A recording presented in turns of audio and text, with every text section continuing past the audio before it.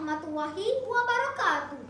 Salam sejahtera dan salam Malaysia Madani.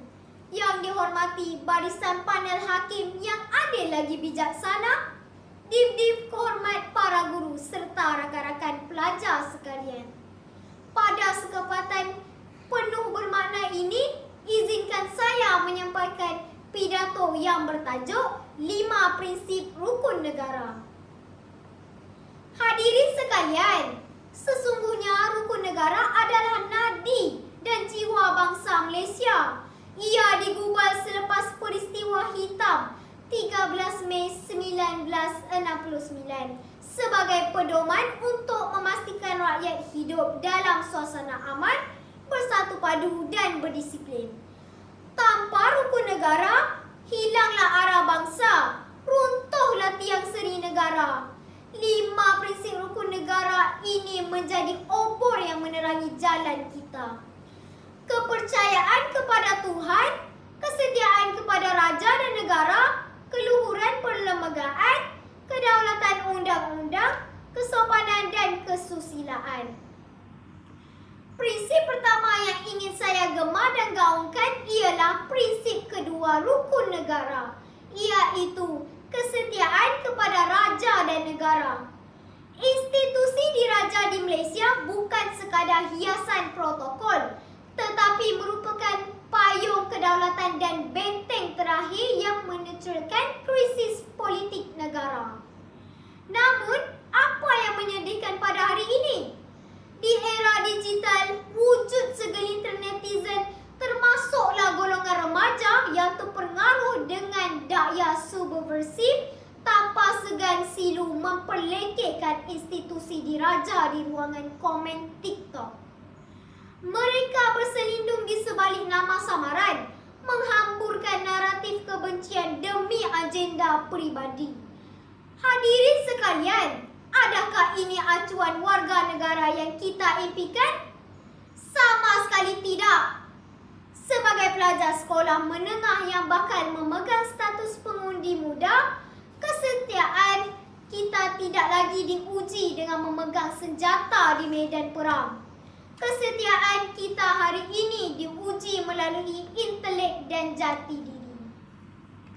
Menapis setiap informasi cyber, menolak sebarang cubaan, menghasut yang boleh menjatuhkan imej institusi beraja dan kedaulatan negara. Menggunakan ruang pendidikan ini untuk mempersiapkan diri menjadi modal insan yang menyumbang kepada ekonomi negara. Bukan yang menjadi liability yang memburukkan nama Malaysia di persada antara bangsa. Ingatlah, apabila rakyat setia pada paksi kepimpinan yang sah, tiada badai luar yang mampu merobohkan kota perpaduan kita. Hadirin yang berbesi, landasan kedua yang memandu survival negara ialah prinsip keempat, kedaulatan undang-undang. Undang-undang dicipta bukan untuk menyekat kebebasan mutlak manusia, tetapi untuk memelihara keadilan sosial. Mukhtakhir ini kita sering dikejutkan dengan kes-kes salah laku remaja yang semakin ekstrim daripada isu lumba haram, salah guna dana sintetik, sehinggalah kepada jenayah kolar putih cyber. Fenomena ini berlaku kerana hilangnya rasa hormat terhadap institusi perundangan. Ada yang menganggap undang-undang boleh dibeli dan ada yang merasakan diri mereka berada di atas undang-undang kerana pengaruh status sosial. Di peringkat sekolah menengah, kita adalah mikrosmos kepada masyarakat luar.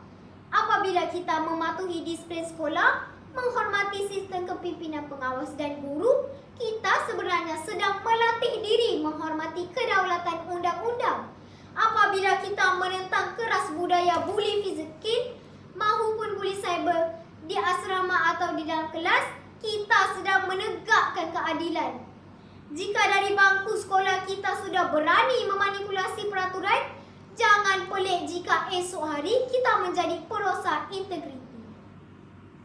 Negara yang mengamalkan rasuah dan salah guna kuasa melentera buluh biarlah dari rebungnya. Hadir dirinya budiman, prinsip terakhir yang menjadi neraca moral kita ialah prinsip kelima, kesopanan dan kesusilaan. Sifat ini adalah benteng psikologi yang membezakan antara manusia yang beradab dengan manusia yang biadab. Namun, mari kita jenguk ke dalam realiti dunia maya hari ini. Di sebalik topeng akaun palsu, bahasa kesopanan kita kelihatan semakin tenat. Makian fitnah dan cancel culture dilepaskan tanpa memikirkan impak psikologi ke atas mangsa. Budaya timur yang penuh dengan kelembutan lambat laun terhakis digantikan dengan budaya barat yang agresif dan individualistik. Sebagai pemuda harapan bangsa, kita bertanggungjawab memugar semula tamadun adab ini. Kesopanan kita harus diterjemahkan dalam adab menuntut ilmu, iaitu menghormati guru-guru yang mencurahkan keringat. Kesusilaan kita mesti dibuktikan dengan sifat empati, iaitu menghormati kepelbagaian budaya, agama dan pandangan politik rakan sekuliah tanpa prejudis. Yang kuring itu kundi, yang merah itu saga, yang baik itu budi, yang indah itu bahasa. Apabila minda kita kelas pertama disulami pula dengan adab yang mulia, maka barulah acuan perpaduan kita akan terus utuh dan dihormati dunia.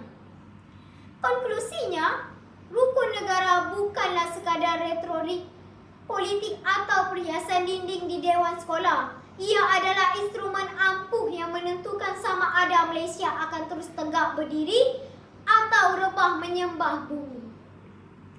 Sesungguhnya, tanpa rukun negara, hilanglah arah bangsa. Rukun negara, jiwa bangsa. Rukun negara, nadi negara. Sebelum saya mengundur diri, terimalah serangkap pantun daripada saya. Gemerlap bintang di tengah malam, pohon beringin tumbuh melata, rukun negara teras menyalam. Malaysia aman, makmur sejahtera. Sekian, terima kasih.